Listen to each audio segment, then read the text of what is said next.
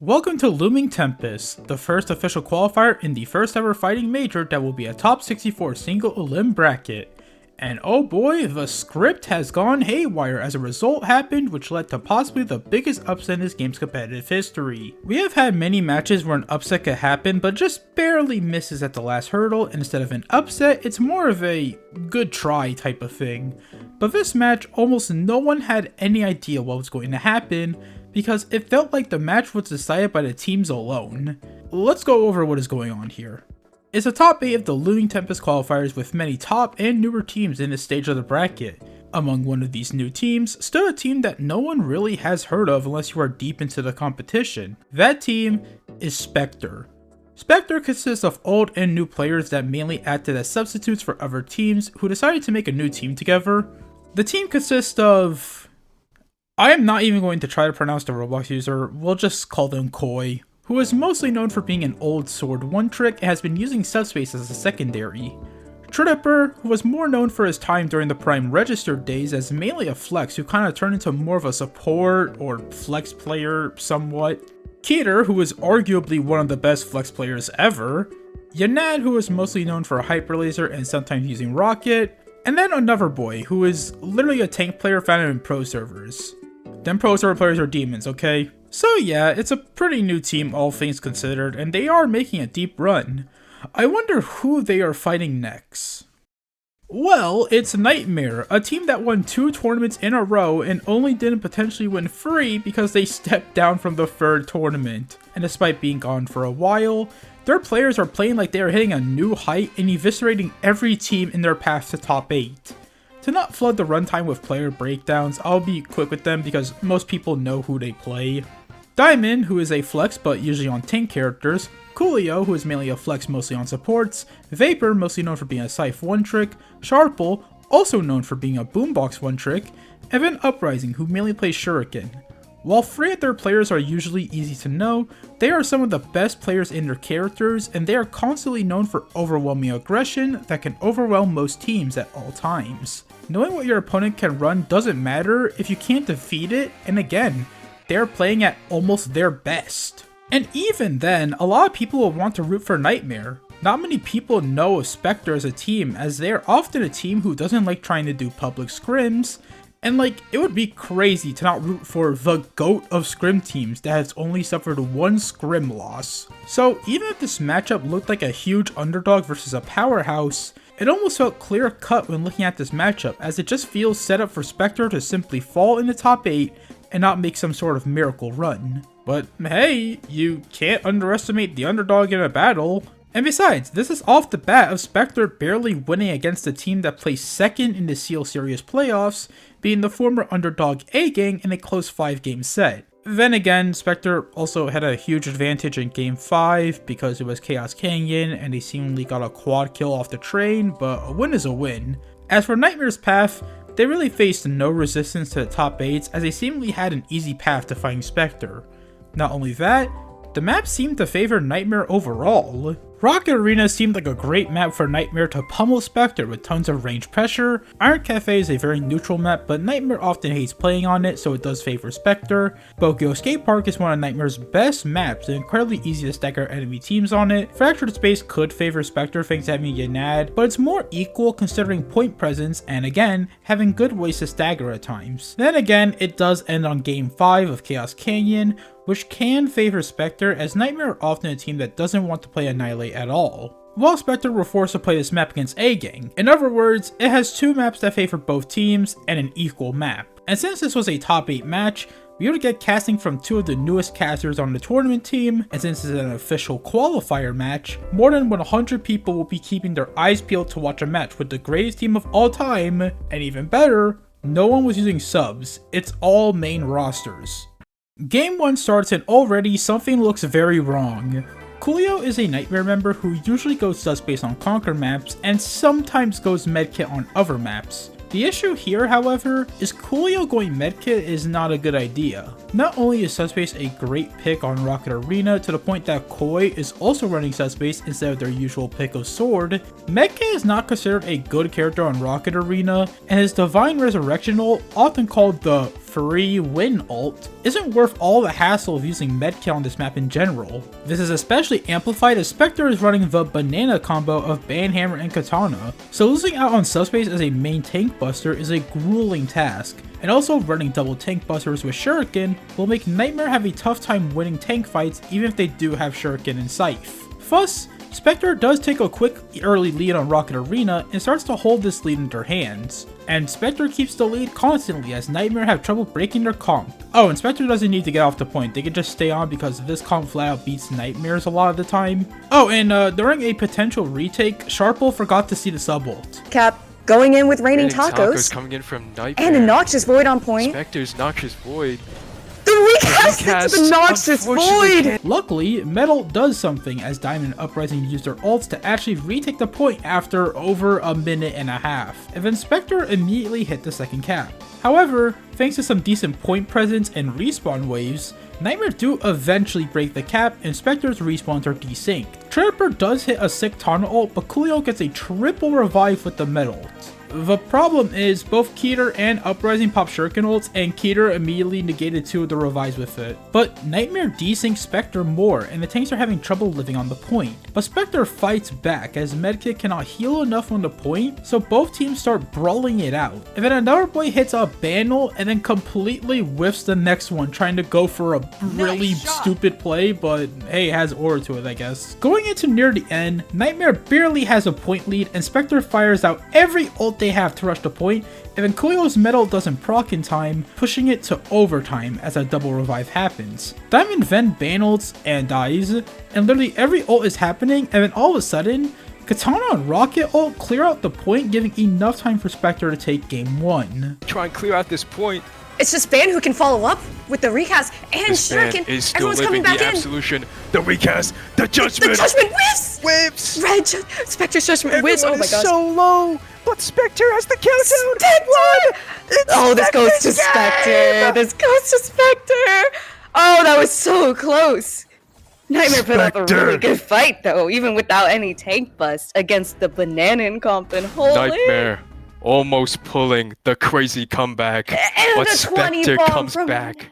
However, something happened during the game as Nightmare ran into a common Metal glitch during that overtime. Metal is pretty buggy when it revives, and for some reason, it can break certain moves of characters on the revive. The most common bug of this is with Shuriken's M1 for some reason, and it just so happens this common bug happened to Nightmare after Coolio got the Metal, which made Uprising unable to use Shuriken M1 for the rest of it. You can kinda tell when it happens because of Uprising in the chat. Now, the stance for a game restart happening due to this isn't very clear, as it can mostly happen if it would have completely changed the outcome of the game, and it could have changed the outcome. Then again, Nightmare only noticed it after the game was done and there really wasn't anything shown to see if it was calmed beforehand. So in this odd case, Spectre didn't want to do a redo here. So you could just say Spectre is greedy and doesn't want to redo, but I feel like a lot of the reasoning that we weren't told was probably lost in translation between teams, so I can't really speak on that. Other than that, Spectre won the first game. Anyways, game 2, it's Spectre's pick of Iron Cafe, and hey, this is a normal map to use medkit on. Both teams are running similar comps, there really is nothing out of the ordinary as every character is good on Iron Cafe. Due to Spectre running Hyper Laser, Spectre naturally has worse point presence and less consistent firepower compared to Nightmare's aggressive comp. Nightmare hits the first point cap and Nightmare pops every ult to try and keep contesting, but Tripper pops a quad revive on Metal to fight back. Oh, and Spectre gets pwned due to it. What the res? The revive! Quad res, revives 4 of his teammates. And a Noxious Void to just follow it up. As well, popping off all these ults, but it's a pwned from Nightmare. But Spectre comes back as Yanad actually hits a triple hyper ult on respawn. Spectre keeps up pressure thanks to another boy hitting a nice ban ult, and Sharple, you aren't getting the respawn wave. Spectre is 1 point away from breaking the cap, and for some reason, Nightmare start popping their ults. I assume it's for cycling, but this is just unfortunate for them. Cap automatically breaks, and Spectre pops ults to get a tiny bit of a lead, but the Hyper Laser point presence is hurting their contesting as it is a war zone on the point. Oh, and Keter gets immediately shut down, and Yanad whiffs the Hyper ult. But Tripper uses Metal to give Sub and Ban a second chance with their ults, as Nightmare gets killed by the Sub ult, but Spectre barely missed the threshold for Ban ult, and with their slight lead, Nightmare clean up the point and take game 2 to make the score 1-1. A little bit here. The Banner's Banner trying to find whiffs! a kill, but it whiffs. That might be detrimental for Spectre. Spectre. Nightmare is looking to clean. There's 3 seconds left, and it's And only the sure at a is. point. And Oh, sure that was as it is, Now it's 1-1. Nightmare has That was tied so up close. this game. Game 2 goes to Nightmare, and it's 1-1. Oh, an Uprising MVP this game, that's pretty cool. Game 3 is Nightmare's pick of Bogio Skate Park. This is a map where teams can suffer rough staggering from any point due to the awkward rollouts and map structure, which make it massively unfavorable for healers and requires tons of cooperation to retake the point more often. This is perfect for Nightmare as they often have tons of ranged and melee firepower to stagger, and can blitz the tank if Coolio went sus-base and can snowball from there. I actually cannot explain Coolio going medkit on Skate Park. This is just a really awkward choice even if your only reasoning is metal. Even Tripper notices this as he switches off medkit to go skateboard to have more dive pressure. And Keter is still going shuriken, so Coolio is going to love trying to survive. Other than that, it's all the same picks. Nightmare does win the first team fight, but Spectre uses the power of teamwork as Ban and Shuriken beat up the tank, and Spectre storms back on and gets immediately scared off. Nightmare hit point cap with sub and Shuriken, just blasting the entirety of Nightmare with chip to let another boy do his thing, but Spectre gets preoccupied by Shuriken and gets swooped off the point again. But on the cap break, Spectre swoops in with their ults and slam the brakes on Nightmare's lead, and another boy and Tripper whiff their ults back to back, and yeah, that just happens. Nightmare take it back with all of their ults popped and hits the second cap. While Spectre is definitely behind, Nightmare has to deal with the point cap not favoring them at all. On the last minute, Diamond whiffs the Tana ult, point cap automatically breaks, and Spectre gets a good retake with all of their ults stored up. And we'll not talk about Tripper whiffing Skate ult again, and Sharple runs into Subble again with his ult up again, and it even catches Uprising somehow. What is going on? And thanks to Tripper's sacrifice as the skateboard, Spectre slams him off the point again as Coolio can't find a spot to get a metal cycle, so he is stuck with holding it more. And with some HP left, another boy hits a nasty ban ult as Nightmare got too greedy with their positioning on point, and they can't tank bust Ban fast enough because they don't have a proper tank buster and are too low to get it done. And because of the positioning, Nightmare can't metal at all, and Spectre just sweeps him off the point, and overtime doesn't even get forced to give Spectre the win and up 2-1. There's equalized the points. And it's a Judgment judgment only! to grab 2. That is a It big kills judgment. 2. Huge judgment. Oh my gosh. Huge judgment from AB20. And a He's looking QF. for another kill. He gets it, but gets shut down by Nightmare. It could be. No way! Oh no way. No way. Huge retake. Spectre! No overtime. No overtime. No overtime for Oh, Nightmare point cap. Spectre. God bless. Point cap just absolutely screwed over Nightmare. Oh. So- Slowly but surely, Spectre just crept up in points. Game 4 is Fractured Space. Nightmare go the exact same comp, and Spectre put Tripper back on Medkit for some reason, and Yanad on Rocket for some reason. Both teams fire out moves constantly as point trades between the teams as they keep it equal and insanely close.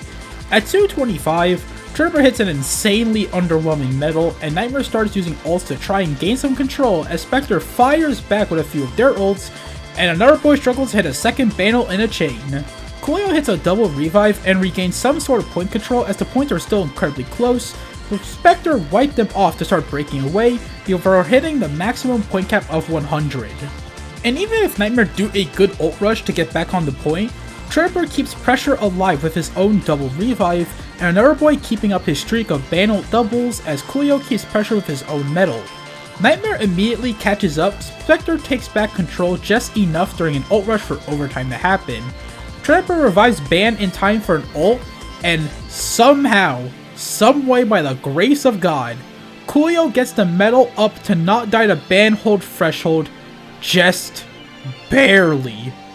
And oh my god, the casters are enjoying this a lot. They are peaking their mics. But because of that unfortunate whiff for Spectre, they barely lose the team fight and lose the game to kick this entire set to game 5, and it's Chaos Canyon time. Oh my god, I don't even know. I don't even know. Favor, oh my god. There's 3 seconds left. Spectre Knight might not get to in time. Oh my god. Oh my god. 2-2. 2-2.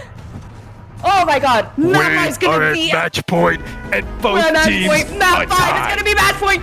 Uprising Coolio almost a 20 bomb. Holy. We made it to game 5.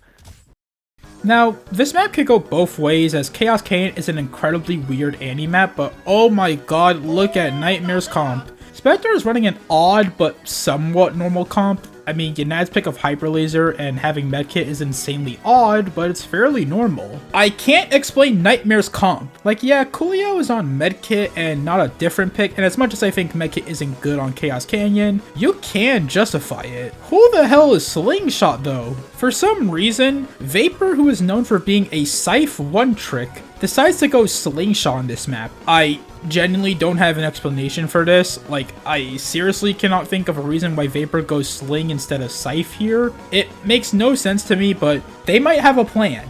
Other than that, both teams are running Tana and everyone else are running their main old picks. Get ready for the longest Annihilate game in tournament history. Nightmare takes cover with the tower with Uprising poking on the other side. Spectre responds back by playing on their side spawn due to having poke tools of their own. And the first thing we see is Vapor getting grappled on Sling. Another boy hits Vapor with yet another grapple that forces Nightmare to rush in with Medkit, and both Sling and Med die because of the forced rush. Nightmare respawn and starts rushing with ult as they kill Hyper Laser and lose Boombox. And then Vapor on Sling dies again because he hit the train. Yeah, I don't even have a funny joke to put here.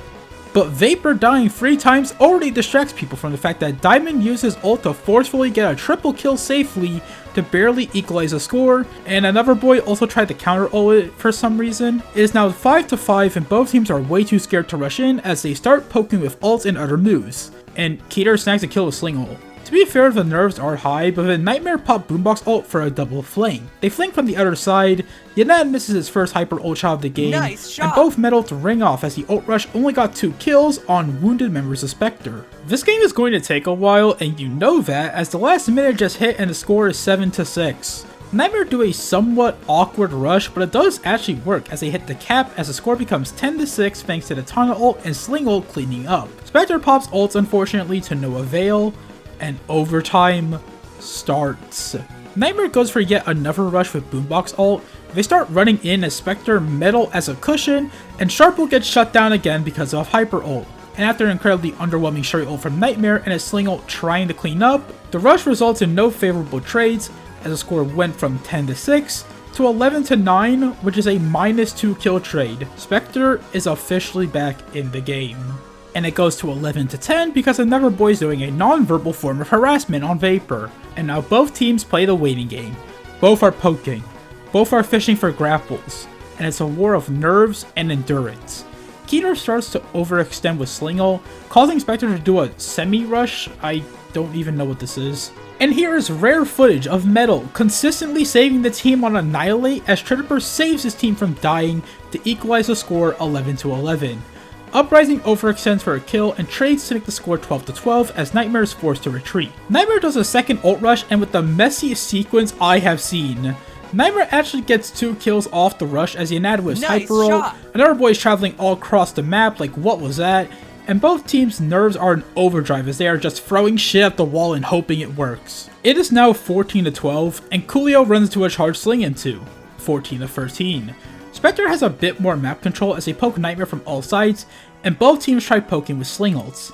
This game has lasted so long the music had to loop. Diamond ults the other Tana that is also trying to ult, and Yanad on Hyper has his ult ready now. If he can hit this ult, it will be huge for Spectre. He whiffs the ult, by the way. Nice Spectre gets 2 kills away from the chaos, including Koi getting a Boombox shutdown. But Metal revives them and allows Nightmare to get 2 kills in return before Yanad cleans up his missed ult to kill Diamond. The score is now tied again, 16-16. Nightmare continues to try and go for pushes as everyone starts popping ults. Tana hits his ult on another boy, Nightmare pops Sling and Shuri ult, and both teams pop Metal with Yanad coming in with Hyper ult. Keter snatched the medkit with a kill to get a lead, and with the mounted nerves, Yanad has a chance to hit yet another Hyper ult. The game said, "Let there be nerves, for with nerves comes missing easy shots." Yeah, he whiffs. Nice shot. But Koi randomly kills Boombox again since Koi and Keter rushed in for one more kill and Diamond has nowhere to run. This gives Spectre a slight lead in a score of 17 to 18. 2 more kills until the timer starts. Nightmare decides to try and rush in again with a Boombox ult, but Vapor gets grappled for like the 5th time this game and gets decimated once more. Hyper and Sling shoot down the approaching Boombox, shutting his ult down and Nightmare trying the metal. And at 20, Nightmare needs to get free kills fast, or else Spectre wins the entire set and game of attrition. With their Sling and Shuri ult and a timer on 5 seconds, Nightmare cannot secure the kills in time, as the entirety of Spectre runs away independently, as Yanad snags one last kill on the revived Boombox to make sure Nightmare can't have their dream in this game. Welcome to the longest Anni game in tournament history, with the highest stakes and nerves.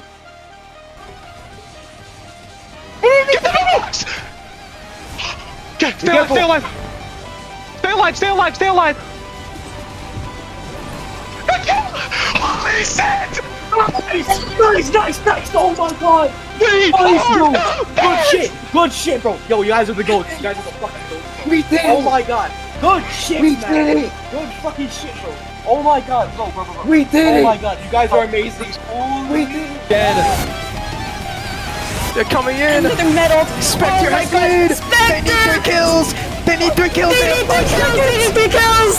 They need 4! This might be game, and they kill another one. God, it's Spectre's. Oh my god.